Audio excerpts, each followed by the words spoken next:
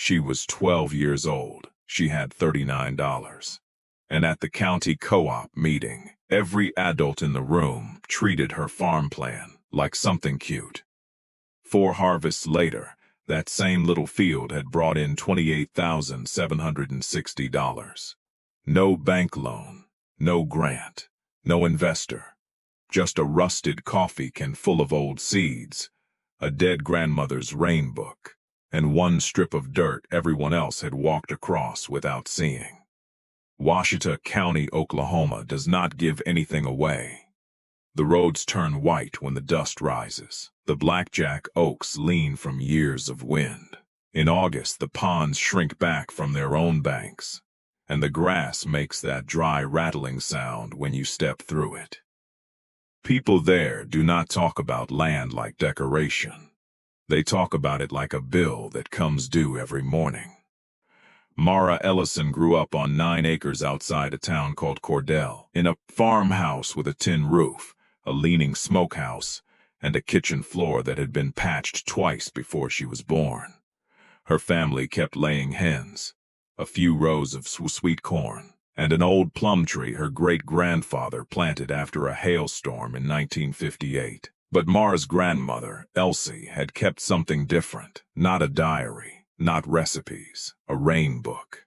It was a brown composition notebook with softened corners, 29 years of field notes, and handwriting so small you had to hold the page close to read it. Seed names, planting dates, storm days, failed rows, yield weights, where the soil cracked first, where the grass stayed green last, where the wind took the blossoms. Elsie died in February of 2019. She left Mara 2 things, that rain book and a dented coffee can with wax paper packets of seed folded inside. In April of 2020, Mara stood up in a meeting room behind the co-op office on Main Street.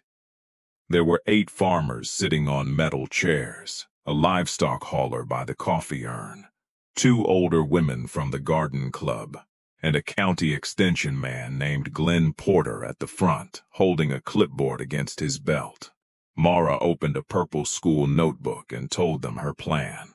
2 acres behind the smokehouse, heirloom okra, cowpeas, striped cushaw squash, small weekly sales to restaurants and farm stands. Glenn Porter listened for about a minute. Then he gave her a smile, not a cruel smile, that would have been easier. It was the kind of smile adults use when they think patience is the same thing as respect. He said 2 acres was not a business. He said restaurants wanted consistency. He said seed saving was a family hobby, not a supply chain. Somebody near the coffee urn laughed under his breath. Mara did not answer. She did not defend herself. She just closed the purple notebook and sat back down with both hands folded on top of it. But what Glenn Porter had not seen was page 73. After that meeting, Mara's father tried to help. He called 3 offices. One sent a packet about wheat acreage. One emailed a link to a webinar on poultry biosecurity. One told him there were youth programs, but they were full until fall. Mara read all of it anyway. She underlined phrases that did not apply to her. She copied phone numbers into the back of her notebook. Then she stopped waiting for one of those people to understand the field behind her house, because the field was already talking. She just had to read the language Elsie had written down. By the first week of May, Mara had drawn the 2 acres on graph paper. She measured the fence line with an old survey tape. She marked the slope behind the smokehouse. She counted steps from the plum tree to the south gate. She divided the ground into 6 blocks and labeled them by crop, not by hope.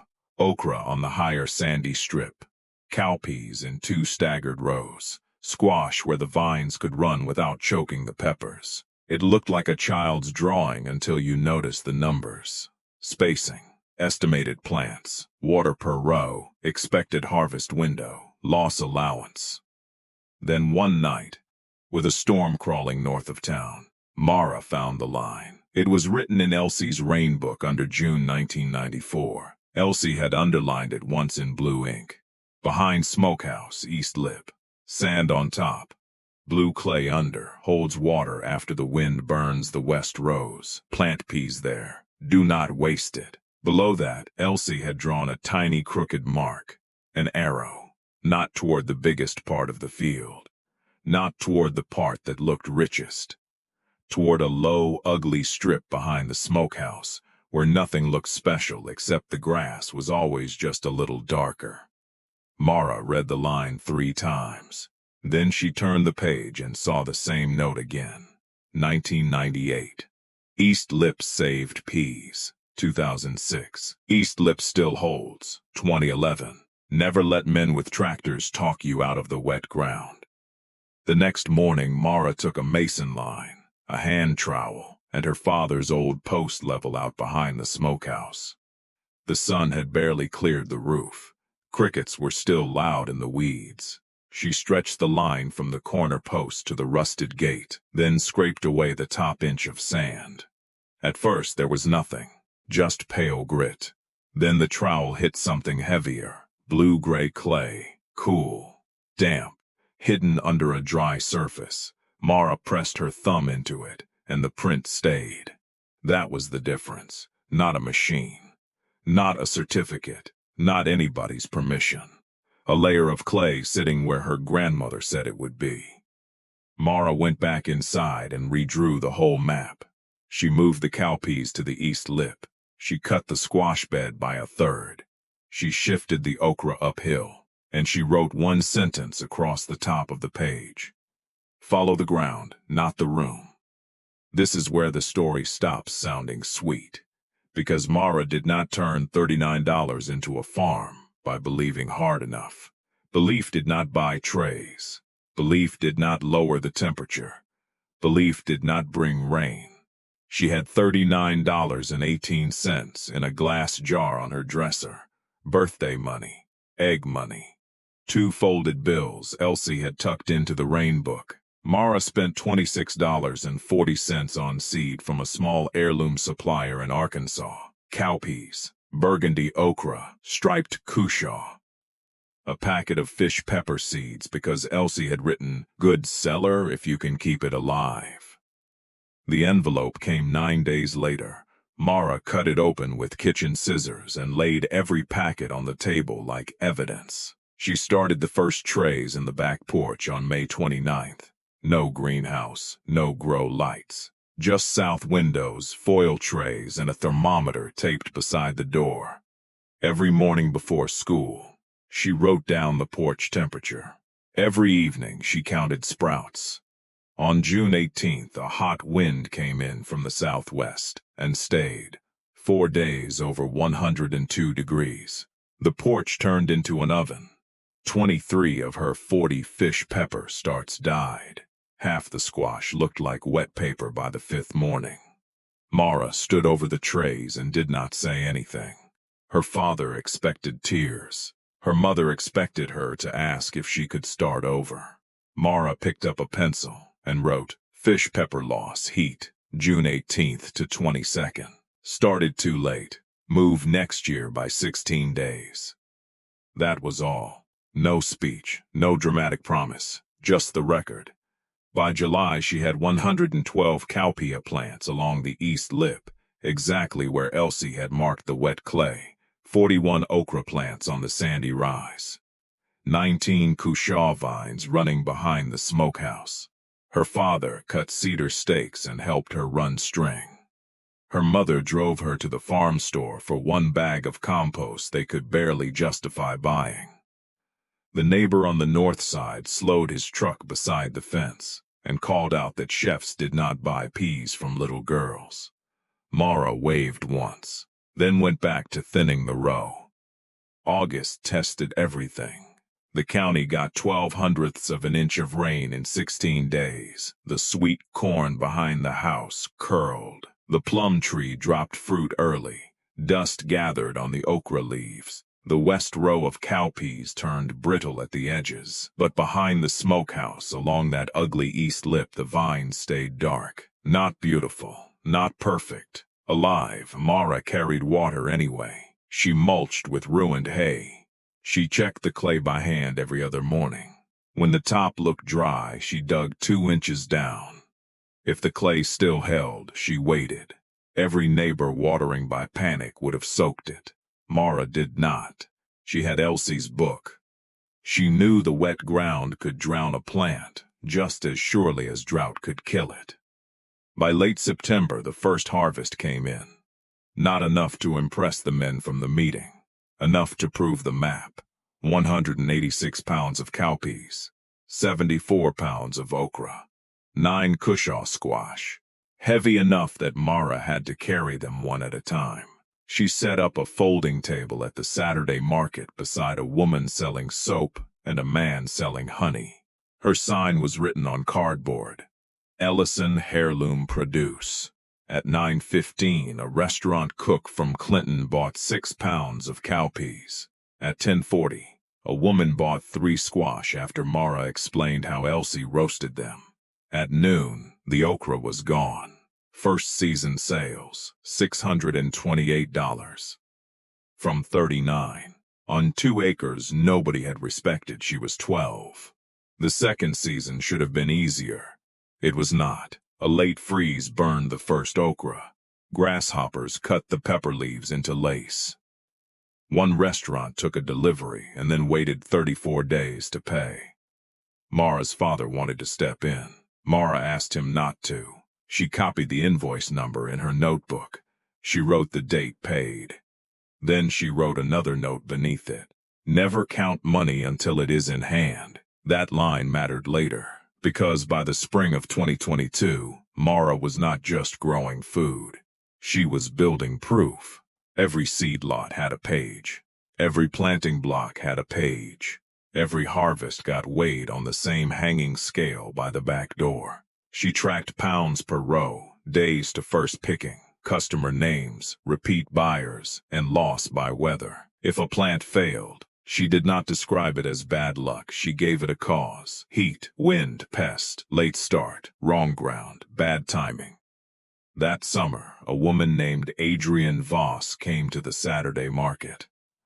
Adrienne ran a small farm-to-table stall in Weatherford and supplied 3 cafes that wanted local specialty produce. Without pretending, every tomato was a luxury item. She stopped at Mara's table because the cowpeas looked different. Not bigger, cleaner, sorted, labeled. Each basket had a card with the variety name, harvest date, and suggested use. Adrienne picked up one card, then another. Then she looked at the girl behind the table and asked where the records came from. Mara reached under the table and brought out the purple notebook. Adrienne read 3 pages. Then Mara brought out Elsie's rain book. Adrienne slowed down when she saw the blue ink line about the east lip. She asked Mara where that ground was. Mara pointed across the county road, past the grain elevator, toward home. Adrienne said, "Can you give me 15 pounds a week through October?" Mara looked at her own notebook before she answered. Not because she was scared, because she knew a promise was not the same thing as a wish. She ran her finger down the harvest columns. Then she said, 12 pounds guaranteed, 15 if the third row keeps setting. Adrienne smiled. Not like Glenn Porter, like a buyer hearing a real number. She said, "Put 12 in writing." Mara did. That contract changed the farm. Not because it was huge, it was not. 12 pounds a week was not a magazine story. But it was repeatable. It forced Mara to plant in waves.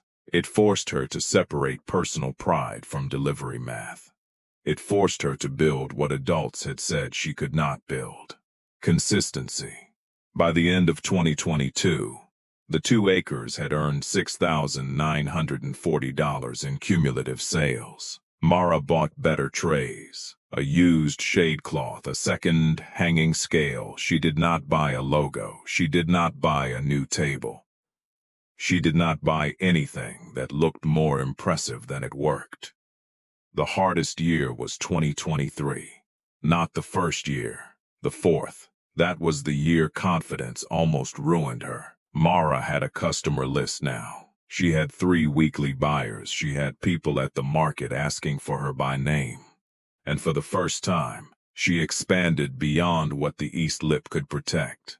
She put melons on the west ground because the seed packet looked too good to ignore. Moon and Stars watermelon. Elsie had grown them once, badly. Mara knew that. She planted them anyway. By July, the vines looked strong. By August, they were loaded. Then came the wind, not a storm people remember with photographs. Just 3 days of hard, hot air and no mercy. The west ground dried faster than it looked. The melons stopped sizing. 2 split. 4 went soft at the stem. Mara cut one open and found pale flesh where sugar should have been. She sat on an overturned bucket behind the smokehouse with the bad melon at her feet. For the first time, she cried. Not loud, not for long, but enough. Because this loss had not come from being young. It had not come from adults blocking her. It had come from ignoring the same kind of record that had saved her before. That night, Mara opened Elsie's rainbook to the watermelon notes. There it was, 1992. West sand makes pretty vines and sorry fruit unless rain holds. 1997. Do not trust leaves. 2003. Weight tells truth before eyes do. Mara wrote her own line underneath. Do not confuse green with safe. Then she did something most people twice her age struggle to do. She cut the failure out before it dragged the rest down. She pulled 4 melon rows. She composted what could not sell. She moved labor back to cowpeas and okra. She called Adrian and reduced 1 delivery before missing it. She hated making that call. But she made it before the mistake reached the customer. Adrian stayed. That fall, Mara's gross sales were lower than her best-case plan. But her reputation got stronger. Because in a small market, people forgive a smaller number before they forgive a broken promise. By the end of the 2025 growing season, Mara was 17. The 2 acres behind the smokehouse had produced cumulative sales of $28,760. No loan, no grant, no investor. Seed stock. Notebooks, reinvested earnings, and the kind of discipline that does not look exciting until the numbers have nowhere else to hide. The old coffee can was still on her dresser. Elsie's rainbook was still in use. The east lip still held blue-gray clay under dry sand. And Glenn Porter, the extension man from the co-op meeting, saw Mara again at the county fair. Her booth was not flashy, no balloon arch, no giant banner.